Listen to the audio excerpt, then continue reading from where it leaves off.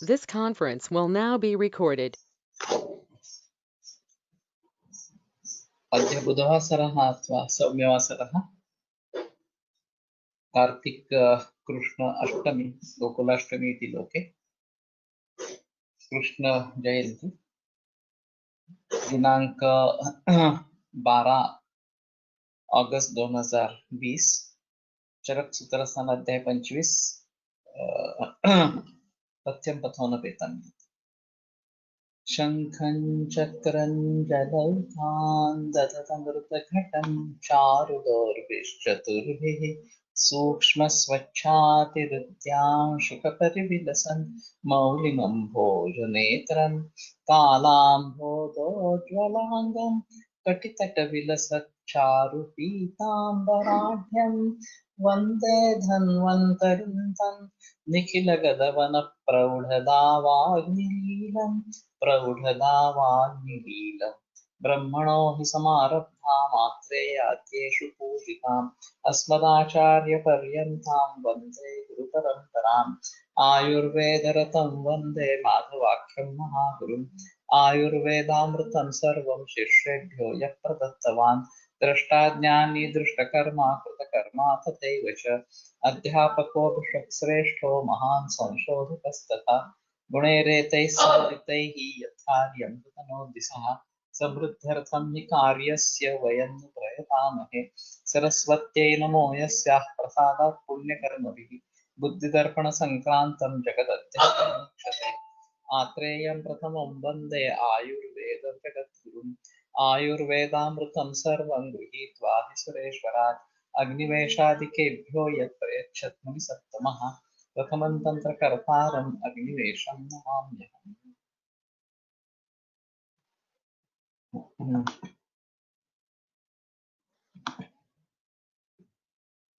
पथ्यं पथोनपेतं यत् यच्चोक्तं मनसः प्रियं यच्चाप्रियम् अपथ्यं च नियतं तन्न लक्षयेत्। यत् पथः अनपेतं यच्च मनसा प्रियम् उक्तं तच्च तत्पथ्यं यच्च अप्रियम् अपथ्यं च नियतं तन्न लक्षयेत्। यत् नियतम् अप्रियम् अपथ्यं च तन्न लक्षयेत्। तर्हि यत् पथः अनपेतम् इति यत् मार्गानुसारी एव वर्तते यः हितकरः मार्गः तस्मिन्नेव यत् तिष्ठति तत् पथ्यम् एवमेव च यत् मनसः च प्रियं तदपि पथ्यम्। तर्हि हितम् अपि मनसा अप्रियं यदि स्यात् तर्हि कार्यं न सम्भवति इति तर्हि अपि कार्यं न सम्भवति। अतः तत् मनसा प्रियमपि भवितुम् अर्हति। यत् अप्रियं च अपथ्यं च तत्तु सर्वथैव त्याज्यम्।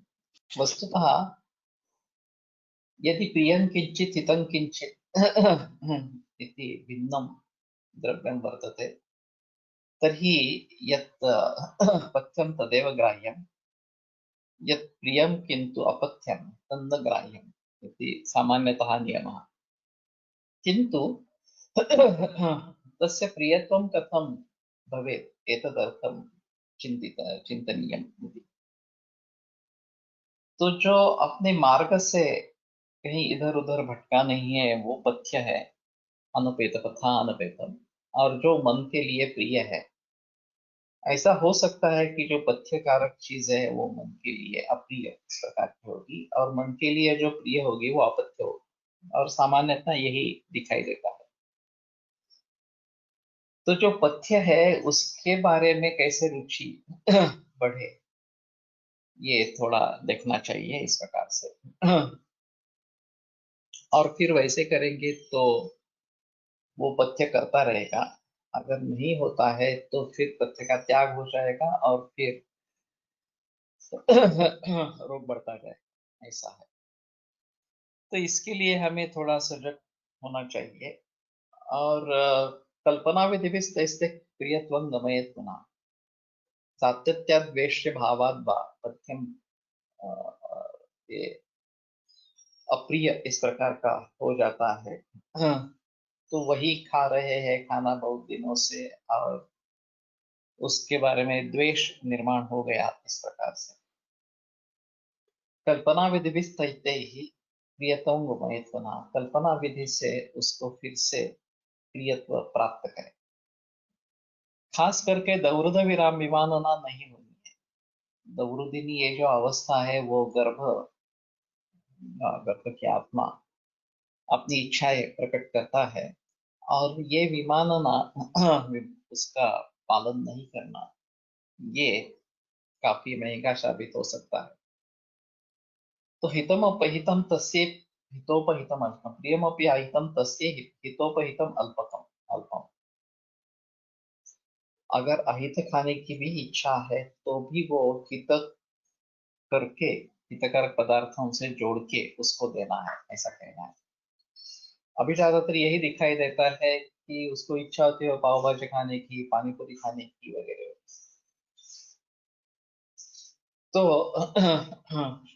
वो नहीं देना है ऐसा भी नहीं है, लेकिन उसका अहितकारित्व किस प्रकार से कम करे इसके बारे में सोचना है।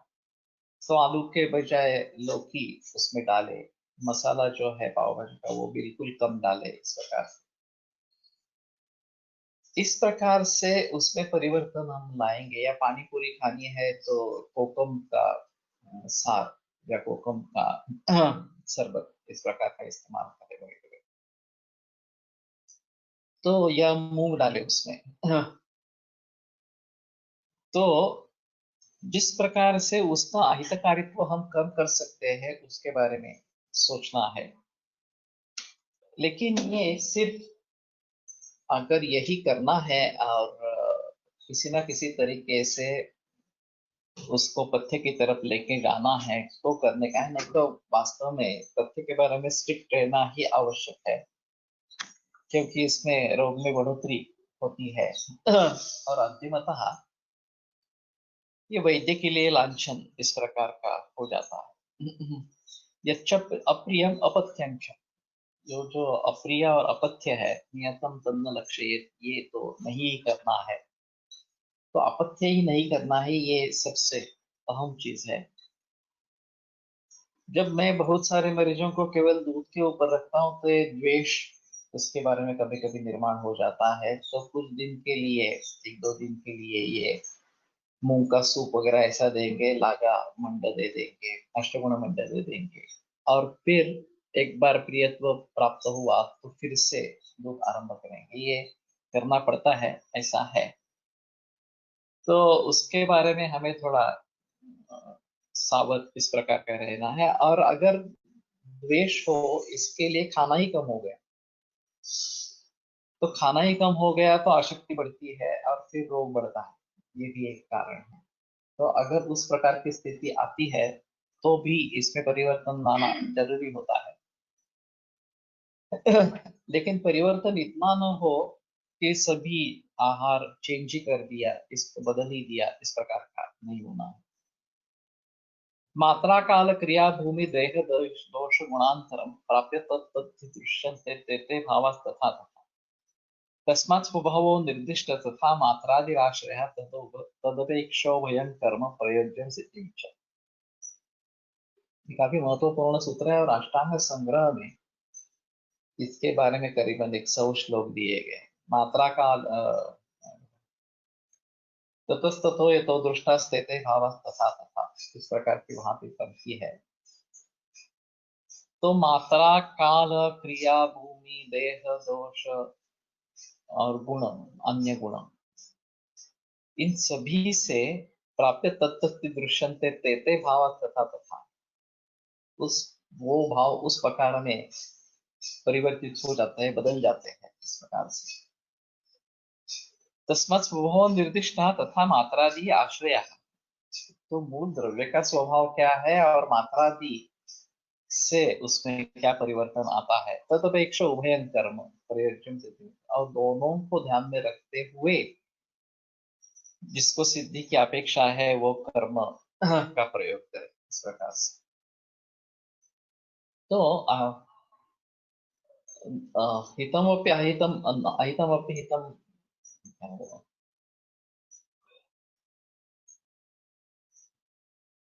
निशिनेत्र रोगिणाम,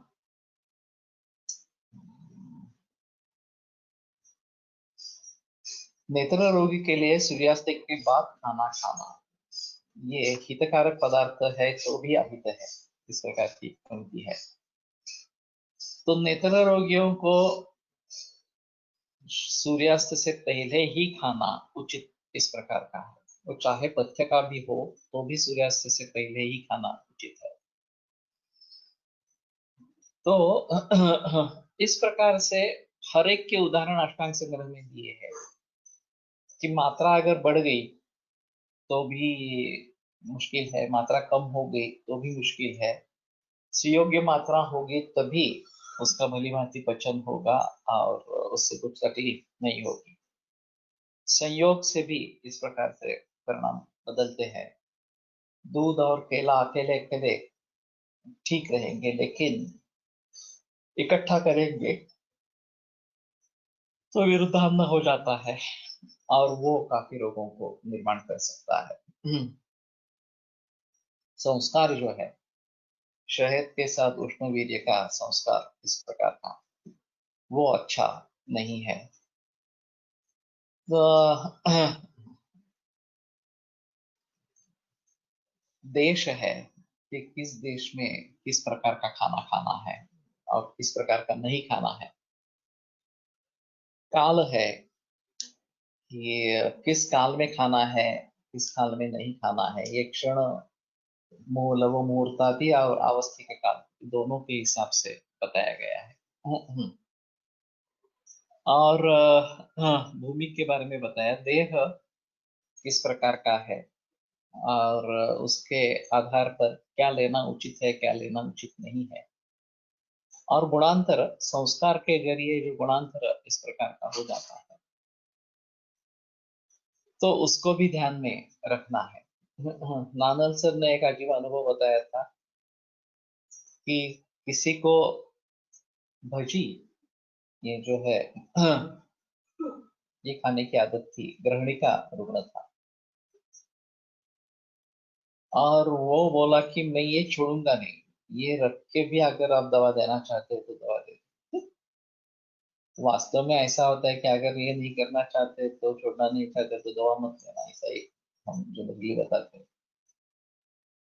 नानंद सर ने सोचा कि ये वात प्राधान्य है इसमें, तो उन्होंने कहा कि मूंग की भजी करना और वो एरेंडस स्नेह में तली हुई खाना। तो बोला हाँ तैयार हूँ मैं इसके लिए। तो ऐसे करने से उसने दवाई भी चालू की और वो रोगों मुक्त भी हुआ। ये एक अजीब अनुभव है, लेकिन नानल सर के पास ऐसे काफी अजीब अनुभव इस प्रकार के। तो उसी प्रकार से अपथ्य वाली चीज भी अपथ्य हो सकती है, अपथ्य वाली चीज भी पथ्य हो सकती है। ये एक समझ लेने की कोशिश है।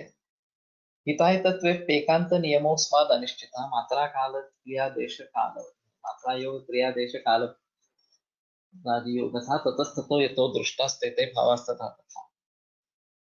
तो हितत्व के बारे में, हितत्व और अहितत्व के बारे में एकांत नियम नहीं है। ये निश्चित रूप से हित ही है, ये निश्चित रूप से अहित ही है।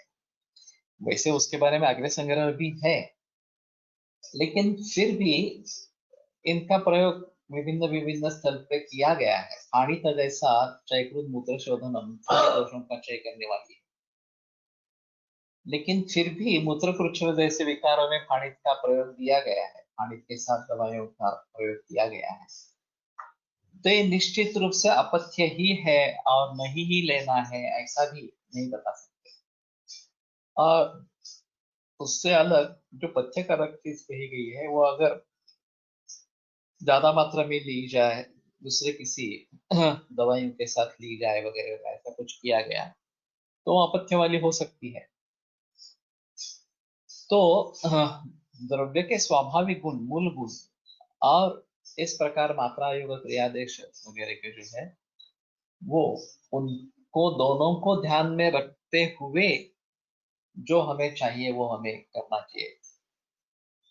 तो ये काफी टेढ़ा इस प्रकार का है। और समझ पाना काफी मुश्किल इस प्रकार का है। फिर भी अगर हम कोशिश करते रहेंगे तो हाँ, ये हो सकता है, ऐसा नहीं कि ये नहीं हो सकता है। जिनको जरूरत है वो अष्टांग संग्रह में जाकर देखें, क्योंकि बहुत सारे उदाहरण वहां पे दिए गए हैं। और वो काफी अच्छे इस प्रकार के हैं।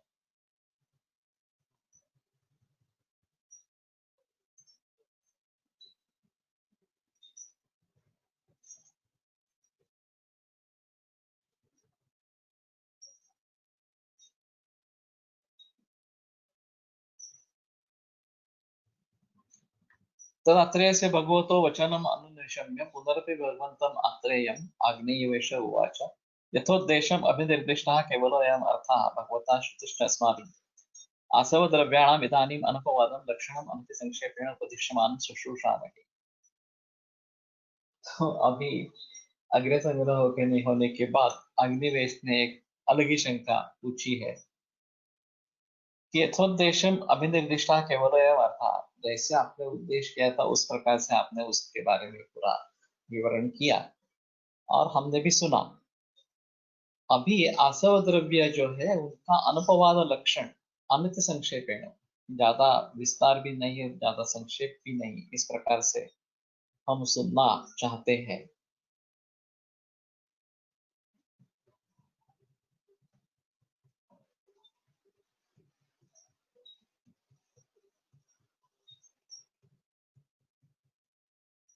तो मुवाच भगवान आत्रेय, तो आत्रेय ने उसका जवाब देना शुरू किया। धान्य फल मूल सार पुष्प कांड पत्र त्वचो भवन्ति आसवयोनयः अग्निवेश। तो जिन जिन उपयुक्तांगों से आसव बनता है वो धान्य फल मूल सार पुष्प कांड पत्र त्वक, इतने सारे भाव है कि ये आसव योनि इस प्रकार की बताई गई। संग्रहेण अष्टौ शर्करा नवमीता, तो संग्रह से ये 8 है, नववी शर्करा इस प्रकार की है। तास्वेव द्रव्य संयोग विवरणतः अप्रिसंख्येयासु यथापथ्यतमानाम् आसवानां चतुरशीतिं बोधय निबोध। तो उनमें से द्रव्य संयोग करण, द्रव्यों का संयोग और उसके ऊपर जो किया जाए संस्कार अपरिसंख्यासु, तो ये अपरिसंख्य इस प्रकार के हो जाते हैं। यथापथ्यतमानाम् आसवानां चतुरशीतिं निबोध, तो उसमें जो पथ्यतम इस प्रकार के आसव है वो 84 इस प्रकार के हैं। तो उनके बारे में मैं बताता हूँ, तुम समझ लेना इस प्रकार से। अष्टांग संग्रह रेफरेंस प्लीज। तो मुझे याद नहीं है,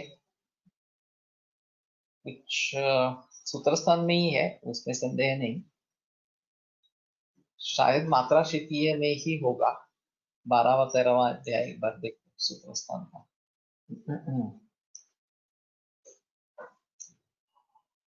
तद्यथा सुरा सौवीर तुषोदक मैरेय मेदक धान्यामलाहा षट धान्यासवाहा भवन्ति। तो धान्य से बनने वाले 6 आसव है, सुरा सौवीर तुषोदक मैरेय मेदक और धान्याम। मृद्विका खजू खरजूर काश्पर्य धन्वन रागाधन तृणशून्य परुषक अभया आमलक मृगलिंडिका जांबव कपित्थ कुवल बदर करकंद पील प्रियाल पनसन्य ग्रोध अश्वत्थ प्लक्ष कपीतन उदुम्बर अजमोद श्रृंगाटक शंखिनी फलासवाह षड्विंशतिर्भुव।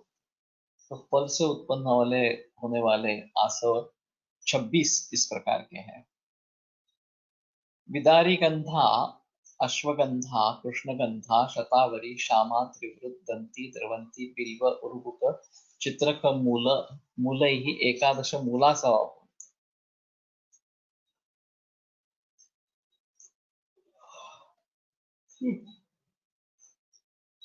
इसमें दशमूल नहीं है। ये रंड मूल का है, चित्रक मूल का है, और श्यामा त्रिवृत दंती वगैरह है। शाल प्रिय अश्वकर्ण चंदन स्यंदन खदेर कदर सप्तपर्ण अर्जुन अर्जुन असन अरिमेद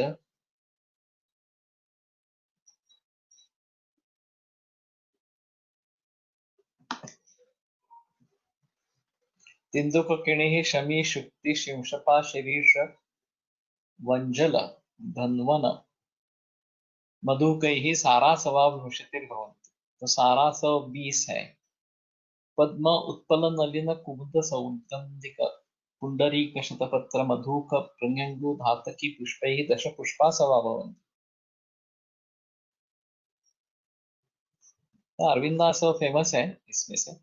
इक्षु कांडेक्षु वालिका पुंड्रक चतुर्थाः कांडासवा भवन्ति। तो कांड से उत्पन्न वाले 4 है। पटोल ताड़क पत्रासव उद्भव भवतः। पटोल पत्र ताल पत्र।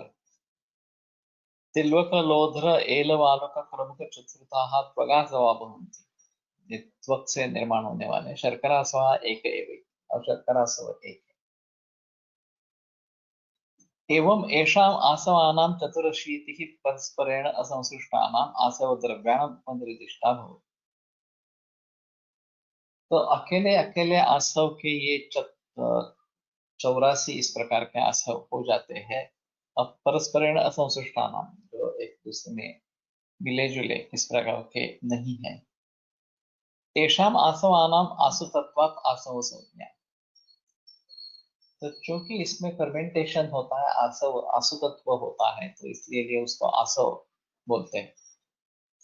द्रव्य संयोग विभाग विस्तार बहुविध कल्पा संस्कार। द्रव्य संयोग विभाग विस्तार, ये जो है उनका कौन से द्रव्यों को इकट्ठा करना है, कौन से द्रव्य अलग करने हैं, इस प्रकार से। बहुविध कल्पा संस्कार, जो बहुविध कल्प है और संस्कार भी इस प्रकार के बहुत भिन्न भिन्न और विस्तार उनका होता रहता है। यथा स्वम संयोग संस्कार संस्कृता ही आसवा स्वम कर्म कुर्वन्ति।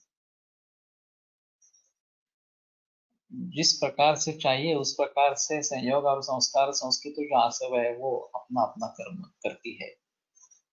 संयोग संस्कार देश काल मात्रादयश्च भावाः तेषाम् आसवानां ते ते समुपदिश्यन्ते तत्कार्यम् अभिसमीक्ष्य इति। तो संयोग संस्कार देश काला मात्रा आदि जो भाव है वो उस आसव के लिए या उन आसवों के लिए उस प्रकार के बताए जाते हैं। तत्त कार्य अभिसमीक्ष्य, उस कार्य को ध्यान में रखते हुए ये करना है इस प्रकार से।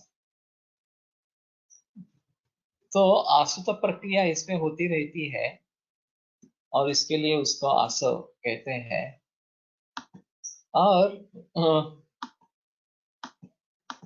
इनका काफी प्रचलन पुराने जमाने में था।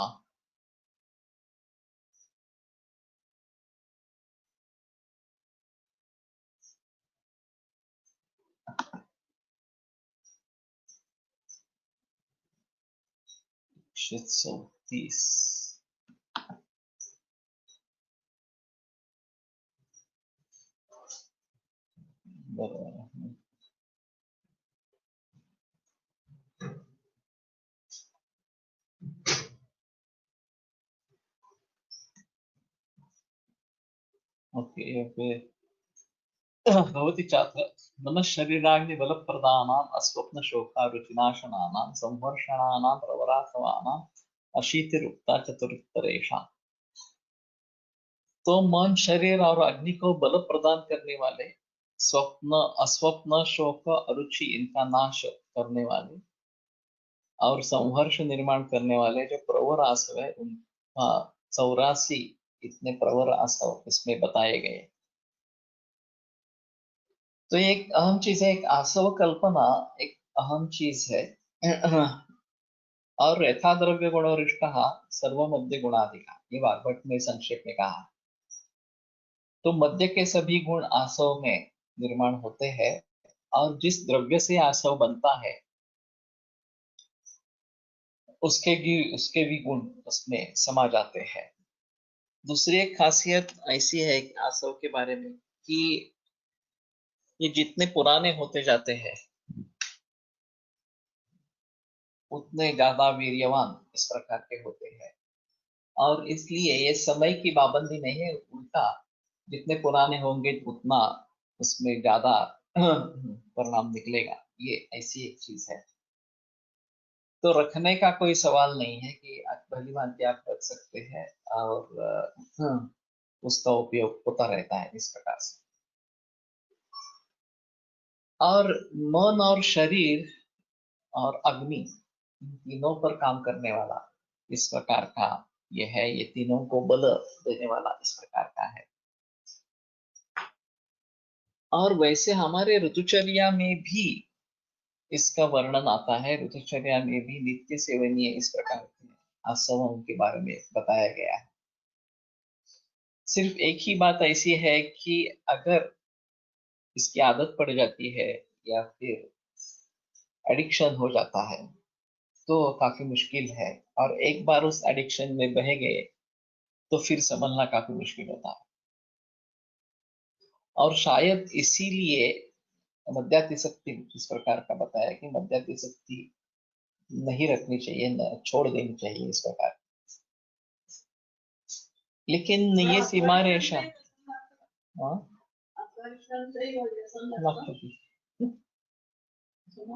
हाँ, जब वरिष्ठ नहीं पीत होगी जनरली, पर हो सकता है ऐसा है।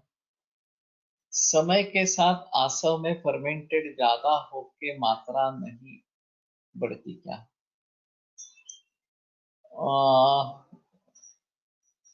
मुझे नहीं लगता, लेकिन प्रोबेबिलिटी है कि बहुत ही कम मात्रा में लेते हैं। जब ज्यादा कॉन्सेंट्रेट हो जाता है, 100 बरस पुरानी शराब या 150 बरस, 200 बरस, ये कुछ खास ओकेजन्स के लिए रखी जाती है। और जब कोई जश्न मनाना हो तो उस समय में ये इतनी पुरानी शराब दी जाती है, तो बहुत ही तीक्ष्ण होती है, उसमें संदेह नहीं है। तो फिर वो बहुत कम मात्रा में ली जाती है, या उसके साथ में पानी या और कुछ डाला जाता है, शरबत वगैरह जो है, कोल्ड ड्रिंक जो है वो डाला जाता है। अभी फिलहाल जो प्रचलन है वो काफी अलग ही प्रचलन है। जो गरीब मजदूर इस प्रकार के हैं वो हथगट्टी वाली दारू लेते हैं, और उसमें न जाने क्या क्या डाला जाता है। और बीच में ये समस्याएं होती रहती है कि वो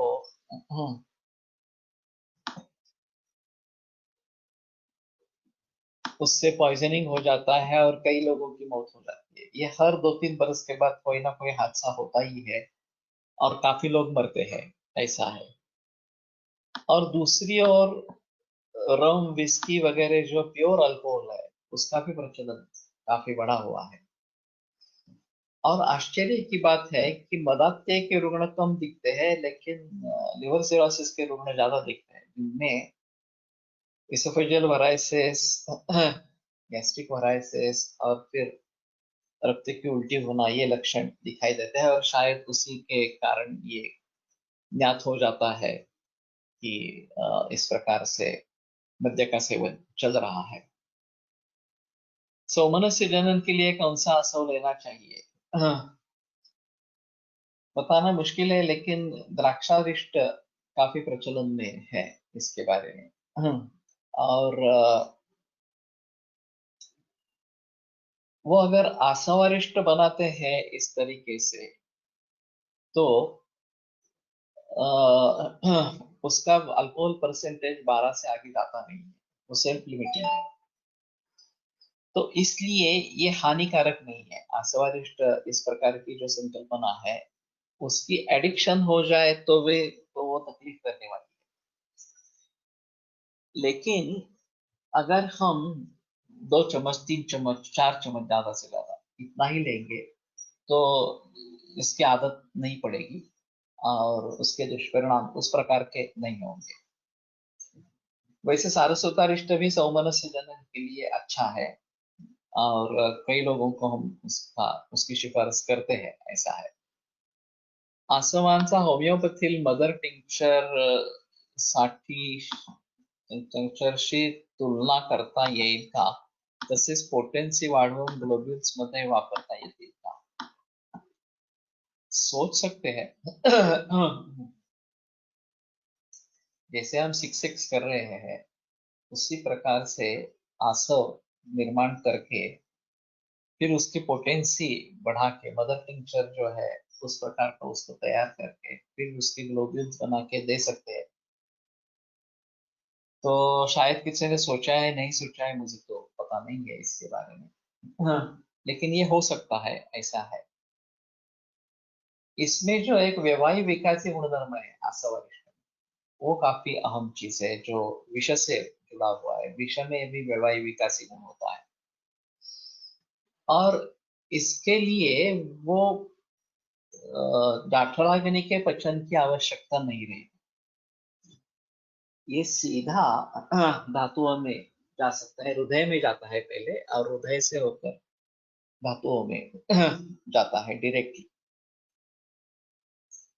अभी जो एलोपैथी के और मेडिसिन से, औषधियों से तुरंत परिणाम मिलते हैं, उसमें एक अहम चीज है कि ये भी सीधे ब्लड स्ट्रीम में चले जाते हैं और इसीलिए उसके जो वेदना शमन वगैरह प्रकार के जो कार्य है, तो इस प्रकार से ये सीधे घुस जाते हैं और तुरंत असर दिखाते हैं। बाकी जो भी दवा चाहे टैबलेट, चूर्ण वगैरह इस प्रकार का हम दे देंगे, तो वो जाठराग्नि के द्वारा पचन होने के बाद उसका जो कुछ भी असर है वो दिखाई देगा। झट से परिणाम इस प्रकार का मिलने में मुश्किल रहेगा। तो अगर हम झट से परिणाम चाहते हैं, तो इस प्रकार की वैवाहिक विकास प्रॉपर्टी जिसमें है उनका प्रयोग करना जरूरी है। और ये विष और आशावारिष्ट दोनों में है। विष का प्रयोग तो और भी मुश्किल है, क्योंकि उसकी शुद्धि करनी है, उसके टॉक्सिक इफेक्ट हमें निकाल देने चाहिए। वैसे रसशास्त्र का उदय उसी प्रकार से हुआ है और पारद जैसा विष भी हम परिवर्तित करके उसका भलीभांति प्रयोग औषधियों में करते हैं। और उसी प्रकार से आशावारिष्ट के बारे में सोच सकते हैं और तुरंत परिणाम दिखाने के लिए ये अच्छा है। और अगर सौमनस्य जनन इस प्रकार की अपेक्षा है, तो ये काम अच्छा भलीभांति कर सकेगा, ऐसा थोड़ा सा है।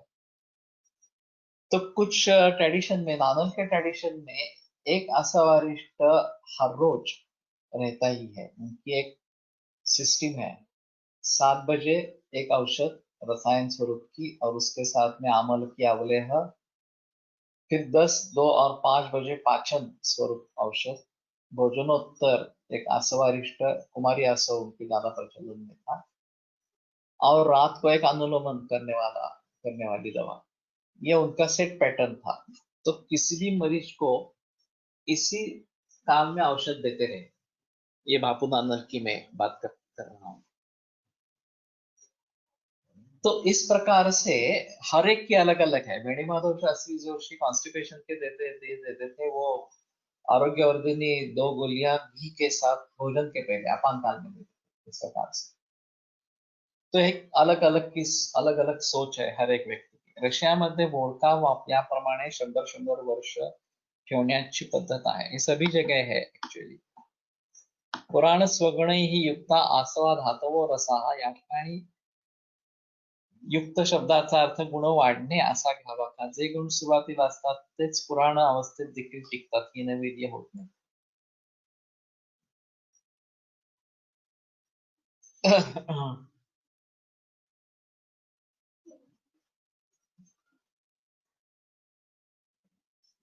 ये श्लोक कहाँ से लिया है?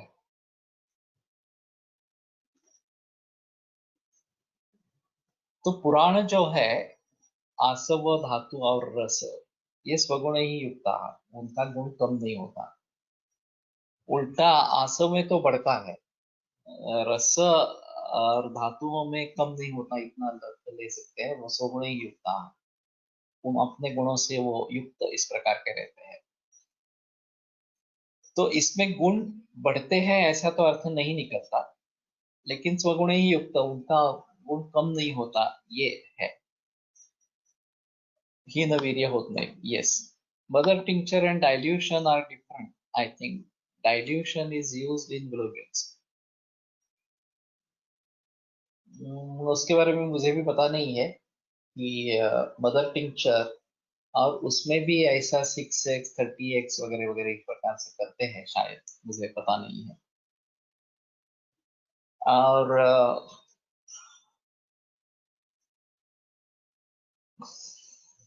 फिर होम्योपैथी का जो प्रिंसिपल है जी, जिस द्रव्य से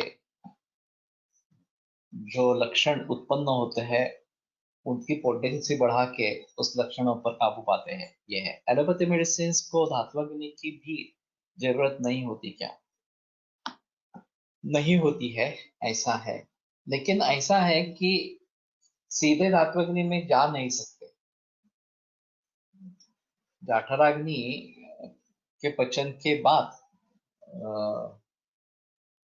ये अणु इस प्रकार का बताया है, उसके बाद में ये भूताग्नि और धात्वाग्नि का कार्य आरंभ होता है इस प्रकार से।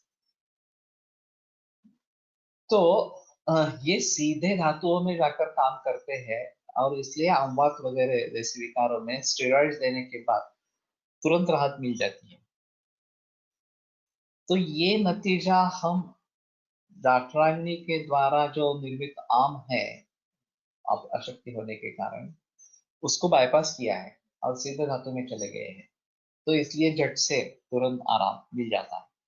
वैसे भी ब्रोंकियल अस्थमा में, सोरियासिस में, बहुत सारे रोगों में स्टेरॉइड जहां जहां पे प्रयोग में लाई जाती है, वहां वहां तुरंत इस प्रकार का परिणाम दिखता है। आसव एंड अरिष्ट टुगेदर इज इट विरुद्ध as one is prepared with agni संस्कार एंड अदर विदाउट अग्नि? इसके बारे में बताना थोड़ा मुश्किल है। मैंने एक खोज की थी, आसवर और अरिष्ट दोनों में अग्नि का प्रयोग है या नहीं भी है, दोनों दोनों तरीके से देखा गया है। तो शुरू में ऐसा होगा कि अग्नि का संस्कार नहीं है तो आसव है, और अग्नि का संस्कार है तो अरिष्ट है। द्राक्षारिष्ट और द्राक्षासव दोनों मिलते हैं इस प्रकार से। लेकिन आगे चलकर ये भेद रहा ही है, ऐसा नहीं है। Explain logic behind. धान्याम्ल केरल में ज्यादा प्रचलन में है कई रोगों में, वो तो है। मैंने धान्याम्ल धारा काफी मरीज में की है और वो बहुत अच्छा रिजल्ट दिखाती है।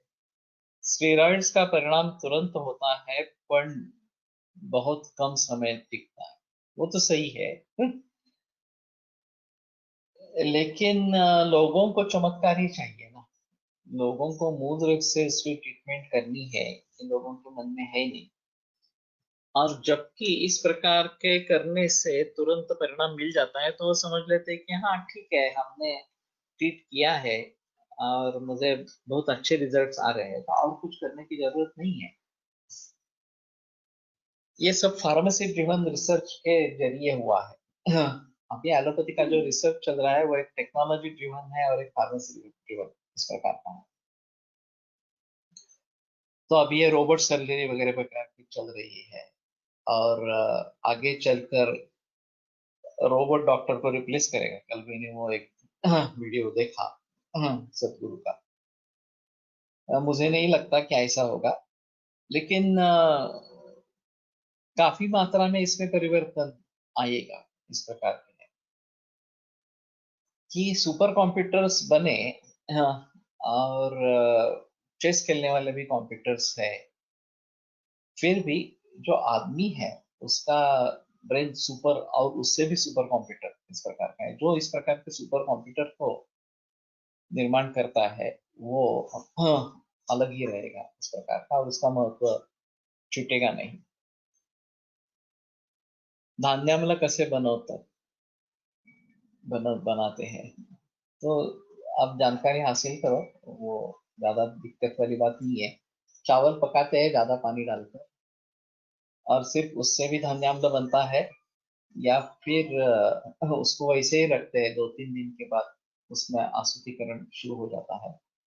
उसमें उड़द के वड़े वगैरह ये भी डालते हैं और एक दूसरा धान्याम्ल इस प्रकार का बनता है। हमने भी घर पे बनाया है। अस्वारिष्ट के साथ रसायन सेवन का लॉजिक बताएं। रसायन एक अलग चीज है, अस्वारिष्ट अलग चीज है। अस्वारिष्ट में सूक्ष्म एक गुण अहम है कि जो सूक्ष्म स्रोत में जाकर उसके बारे में काम कर सकता है, और कृश और स्थूल दोनों व्यक्ति में अस्वारिष्ट उपयुक्त है। अग्नि बढ़ाने वाला इस प्रकार का भी है, और सौमनस्य निर्माण करने वाला ये भी एक चीज उसमें है। तो विदेशों में काफी इसका प्रचलन है, विदेशों में ठंड ज्यादा है, तो असावरिष्ट का सेवन उनके लिए फायदेमंद इस प्रकार का होता है, गर्मी लाता है। और यहाँ भी हिमाचल प्रदेश वगैरह में ये सेवन करने के लिए बोलते हैं। कैंसर में अच्छा रहेगा, लेकिन ये सिर्फ हमारे हिसाब में रोग मुक्ति के लिए अच्छा रहेगा। अभी जो पेन ये फैक्टर है कैंसर में, हाँ, कि जो काफी, हाँ,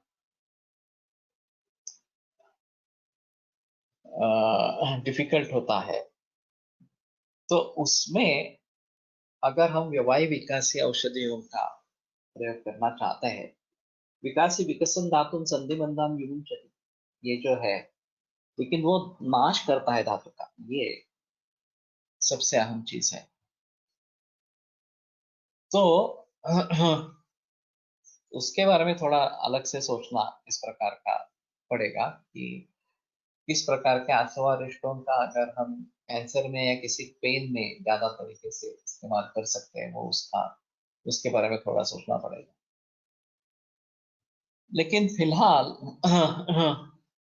एम्प्टी स्टमक नहीं लेना है, पित्त को बढ़ावा देता है, तो असवारिष्ट भोजन के बाद ही देते हैं, ये एक अहम चीज है।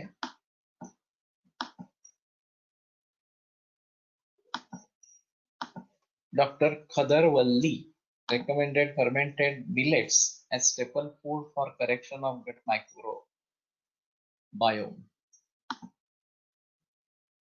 ये फर्मेंटेड मिलेट्स किस प्रकार से बनाते हैं और वो इस प्रकार का रहेगा, स्टेपल फूड रहेगा, ये जरा बताना मुश्किल है। But this have low alcohol. Okay, वैसे देखा जाए तो बियर का काफी प्रचलन है और उसमें सबसे कम अल्कोहल इस प्रकार का है, लेकिन ये यवसुरा इस प्रकार के हमारे ग्रंथों से नातिपथ्या, ये नातिपथ्या इस प्रकार की बताई गई है। वैसे वाइन, रेड वाइन का प्रचलन ज्यादा है विदेशों में, और व्हाइट वाइन उससे भी ज्यादा तीक्ष्ण इस प्रकार की है। वो किस तरीके से बनती है तो मुझे पता नहीं है, लेकिन रेड वाइन तो ग्रेप्स से बनती है और काफी उसके फार्म होते हैं, और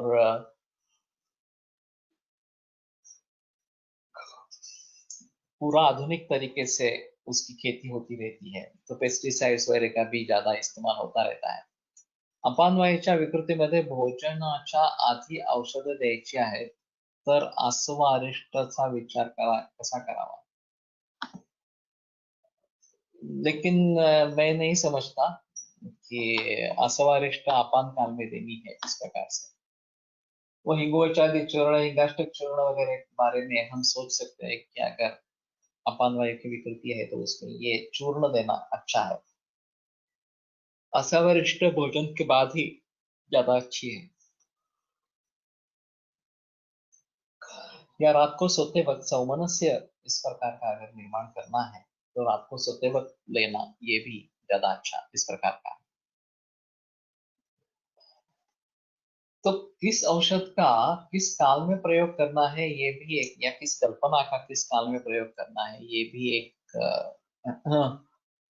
आवश्यक चीज है।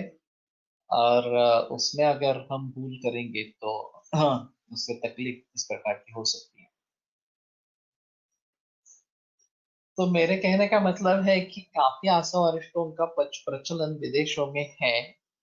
उसकी स्पर्धाएं होती है कि नया नया आसव बनाओ, और जिसका अच्छा बनेगा उसके लिए प्राइज मिलता है वगैरह वगैरह।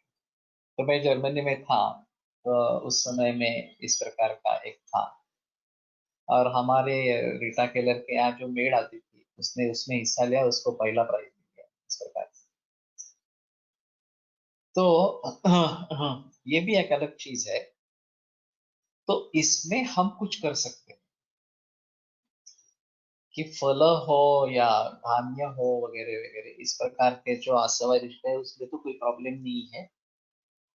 लेकिन अगर औषधि द्रव्यों से भी, जैसे एरंड वगैरह इसमें आया है, हम आसवारिष्ट बनाते हैं, तो मध्य होने के कारण वहां एंट्री में प्रॉब्लम नहीं है। एक्सपोर्ट आसानी से हो सकता है, और उसको दवा की भांति प्रयोग में लाया जा सकता है। जैसे हर्बल टीज है कि दवाइयों की हर्बल टी बनेगी, और ये हर्बल टी करके बेची जाएगी, तो उसमें एफडीए के रूल्स नहीं लागू होंगे, और आसानी से दवा बिक सकती है वहां पे।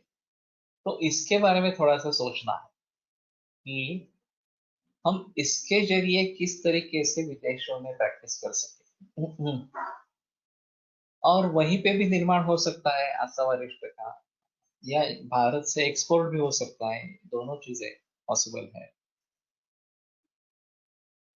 तो जब वहां पे प्रैक्टिस करने की नौबत आती है, या कुछ सुझाव देने पड़ते हैं, तो काफी दिक्कत होती है।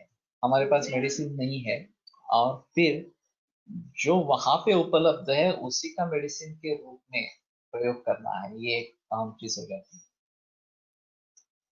तो इस प्रकार के जो मद्य होंगे वहां पे जो उपलब्ध होंगे, उनमें से हम थोड़ा ढूंढे, प्रयास करें कि किन मद्यों को हम इस प्रकार से प्रयोग में ला सकते हैं, और ठंड ज्यादा होने के कारण इसमें ज्यादा तकलीफ नहीं होती, ऐसा है थोड़ा सा।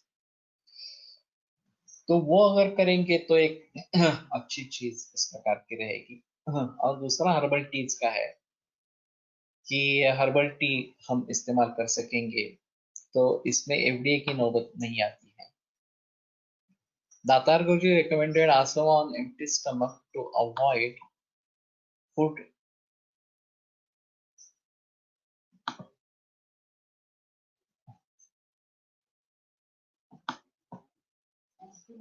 food resistance for its quick absorption, especially Paripadhadi Kadha on empty stomach. But many patients complained about acidity. मैंने तो पढ़ा नहीं है अभी, बहुत सालों से मैंने दातार गुरुजी की किताबें पढ़ी नहीं है। लेकिन मैं परिपाठादि काढ़ा भोजन के उपरांत ही देता हूँ, भोजन से पहले नहीं देता हूँ। अगर उनका डायरेक्ट इस प्रकार का है रेफरेंस, तो थोड़ा देखना पड़ेगा। धान्याम्ल धारा करने से पहले क्या क्या सोचना चाहिए, लाइक व्याधि अवस्था दोष के बारे में? वो तो सोचना ही है, सभी सभी विकारों के बारे में सोचना है। सामावस्था अगर है और सभी संधियों में दर्द है, या फिर संकोच वगैरह इस प्रकार के सूजन है, तो इसका भलीभांति इस्तेमाल कर सकते हैं धान्याम्ल धारा का। लंघन ही करना है, उसमें सबसे अहम चीज है कि केवल सप्तमुष्टिकयूष, मुद्गयूष, कुलत्थयूष, इसके ऊपर ही मरीज को रखना है, बाकी कुछ नहीं देना है। और गंधर्वस्थादि कषाय, एक थोड़ा विरेचन करने वाला कषाय साथ में रखना है। तो जो दोष कोष्ठ में आएंगे उनको बाहर निकाल देना है, इस प्रकार से करना है। लेकिन धान्याम्ल धारा से दूसरे तीसरे दिन ही बहुत अच्छे रिजल्ट्स आते हैं, और सूजन कम हो जाती है, दर्द कम हो जाता है, चलने फिरने में दिक्कत कम हो जाती है, ये सभी देखा है। तो इसके बारे में थोड़ा सा सोचना पड़ेगा। त्यात साखरेचे प्रमाण जास्त असते म्हणून असं कल्पना दातार शास्त्री ठिकाणी उलटी देत असावे, नागरादी काढा असाच असेच वारंवार देत होते। लेकिन नागरादी काढ़ा फ्रेश भी बना के दे सकते हैं, नागरादी काढ़ा में प्रॉब्लम नहीं है। लेकिन आशावरिष्ठ एम्प्टी स्टमक कुछ लोगों को तकलीफ करेगी, इसमें संदेह नहीं है। या फिर उसमें पानी ज्यादा डालना है और कफ प्राधान्य है तो ही देना है, ये एक अहम चीज इसमें रहेगी। तो मैं नहीं समझता कि ये बेटर ऑप्शन है खाना खाने से पहले एम्प्टी स्टमक देना। खाना खाने के बाद ये अच्छा इस प्रकार है। नानल रुग्णालय या तारचंद में जो प्रचलन है दुराजेनम परिरात्रि जेवणानंतर या अस्वारिष्ट के बारे में बताते रहते हैं और वही प्रचलन ज्यादा है। पुराणा स्वगुण युक्ता आस्वाद धातु रसा हा रेफरेंस शानदार से देता है। fine। तो ये पुराण होने पर अस्वारिष्ट पुनः पुराण होने पर उसके गुणधर्म बढ़ जाते हैं, इसके संदेह नहीं है। लेकिन धातु और रस ये जो है वो उनके गुण कम नहीं होते, ये भी अहम चीज है। तो एक बार भली भांति अच्छी दवाइयां बना के रखेंगे तो कोई प्रॉब्लम नहीं आएगी, वो आप अगले पीढ़ी तक भी चल सकती है, ऐसा है थोड़ा सा। तत्र श्लोकः शरीररोगप्रकृतौ मतानि तत्त्वेन चाहारविनिश्चयञ्च उवाच यज्ञ पुरुषादिकेऽस्मिन् मुनिस्तथा अग्र्याणि वरासवांश्च। तो संक्षेप में यहाँ पे क्या क्या बताया गया। शरीर रोग प्रकृतौ मतानि, उसके बारे में जो मतांतर है। तत्वेन च आहार विनिश्चयञ्च, और आहार विनिश्चय का तत्व तत्व। उवाच यज्ञ पुरुषादिकेऽस्मिन्, तो यज्ञ पुरुष ये अध्याय में ये मुनि ने बताया। अग्रणी वरासवांश, और अग्रिय संग्रह और श्रेष्ठ इस प्रकार के आसव जो चतुर्दशी थी इस प्रकार के हैं। कुठल्या काळात कुठली मेडिसिन द्यावी याचा रेफरन्स कुठे मिळेल? कल्पना के बारे में ऐसा नहीं है। वायु के हिसाब से ज्यादातर मेडिसिन का प्रचलन है, और कुछ कफोदरे के गदे नंदन बलिनो रोग रोहिणो कफ के लिए इस प्रकार का निर्देश है, पित्त के लिए खास निर्देश नहीं है, लेकिन समान काल में दे सकते हैं, ऐसा है थोड़ा सा। क्या क्वाथ एवं आसव अरिष्ट में दे सकते हैं?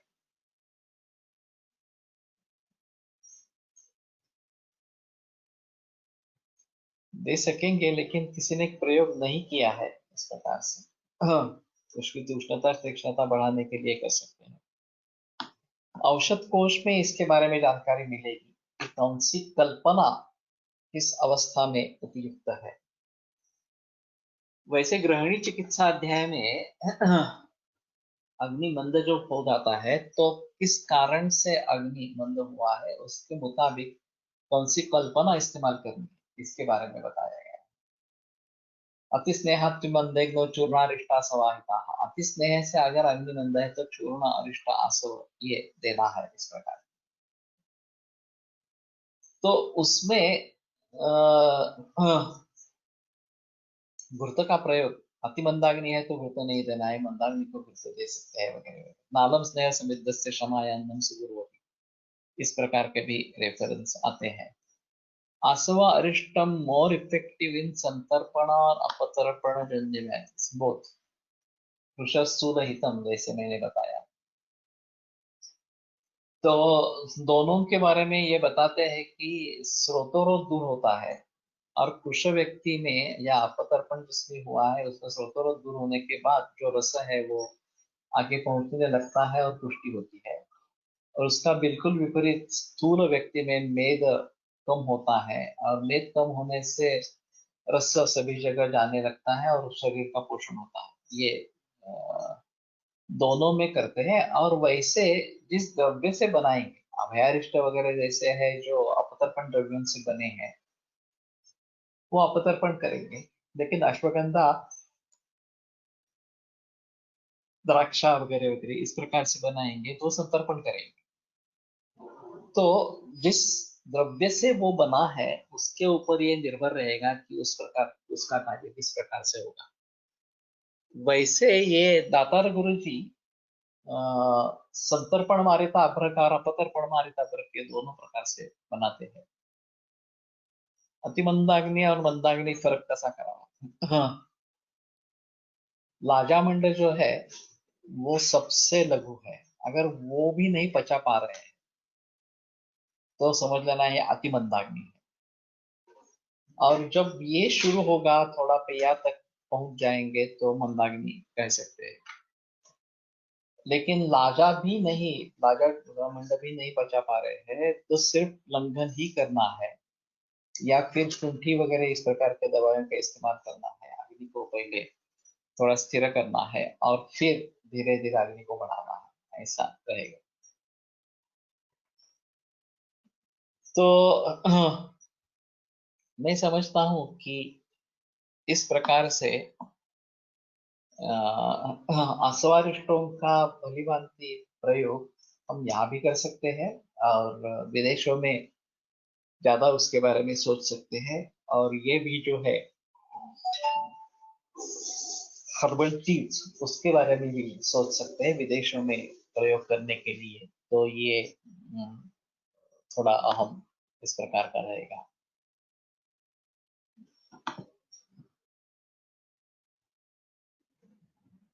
सर्वांगकार पढ़ते अति मंदाग्नि, ऐसा नहीं बता सकते। ये सर्वांग शैत्य, ये जो है वो हृदय की कमजोरी के बारे में ज्यादा बताता है। और मंदाग्नि होगा देह दोषधा तुम्हाला दिना उष्मा इति आत्रेय शासनम। तो ये उष्मा जो है वो आत्रेय शासन या आत्रेय का कहना इस प्रकार का है। लेकिन ये एक्यूट कंडीशन हो जाएगी, और शुरू में तो हमें तुरंत हृदय के लिए कुछ देना है। एखादे आसवारिष्ट जीव जेवणाच्या पहिल्या घासासोबत किंवा पहिल्या घासानंतर देता येऊ शकेल। विशेषतः कफप्रधान व स्रोतोरोधात्मक संप्राप्तीत व बाळंत रोगात देता येईल। कफोद्रेके गदेनन्नं बलिनो रोगरोगिणो। तो ये कफोद्रेक के बारे में दिया है, लेकिन वो सुबह बताया। कफोद्रेक के लिए जो दवा देनी है वो सुबह लेनी है, इस प्रकार से। तो थोड़ा सोच विचार करके दे देना। आसवारिष्ट से स्रोतोरोध दूर होता है तो लंग फाइब्रोसिस में इससे कुछ फायदा होगा क्या? हो सकता है, लेकिन लंग फाइब्रोसिस की प्रोसेस एक अलग चीज है इस प्रकार से। और उसमें स्नेहन संवेदन का भी अहम रोल है। प्राक्वेच श्लेष्मिको मध्यम भक्तस्योपिर पैत्तिकः वातिकस्तुभेन मध्ये समदोषो यथेच्छ। ये मदात्य चिकित्सा से होगा शायद, वाग्भट मदात्य चिकित्सा। तो ठीक है, ये भोजन के पहले मध्य लेना है या बाद में लेना है, इसके बारे में काफी संदेह है। अभी भारत में जो ज्यादा प्रचलन है वो पहले मध्य सेवन करते हैं, फिर उसके साथ में ये सब चलता रहता है, फरसाण चूड़ा वगैरह वगैरह इस प्रकार वेफर्स, और फिर बाद में खाना खाते हैं। तो अगर कफ प्राधान्य है तो ही ये ठीक है, नहीं तो ये ठीक नहीं है। भोजन के उपरांत लेना ये ज्यादा बेहतर है। और वातिकस्तु पेहा भुक्तस्य उपयुर्पैत्तिकः। भोजन खाना खाने के बाद पैत्तिक को लेना है, वातिकस्तु पित्तेन मध्य। और ये मध्य काल में इस प्रकार का आसवारिष्ट का सेवन मैंने तो नहीं बताया है, लेकिन उसके बारे में सोच सकते हैं। मंदाग्नि के लिए ये बेहतर इस प्रकार का रहेगा। समदोषो यथेच्छया, तो कभी भी ले सकते हैं, ऐसा है। लेकिन इसमें ये बात ध्यान में रखना जरूरी है कि उसका अतियोग न हो जाए, तो फिर दिक्कत रहेगी। Let me know when can I call you for updating you on my father's condition. अभी ये खत्म होने के बाद कॉल करो।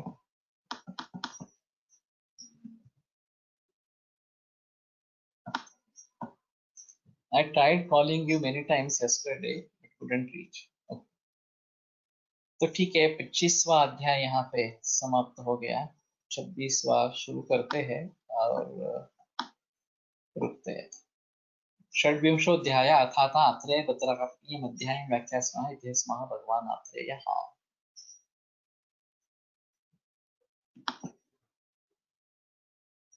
आयुर्वेदः प्रकाण्डो निगदितैः शल्यतन्त्रप्रधानः शिष्येभ्यः शाश्वतोऽयं निखिलजनकृपा व्याप्तचित्तेन येन आयुर्वेदस्य वाञ्छन् पुनरपि भुवने ताञ्च सुष्ठु प्रतिष्ठां श्रेष्ठं धन्वन्तरिं तं प्रणमति च सदा वैद्यवर्गो हि नूनम् वैद्यवर्गो हि नूनम्।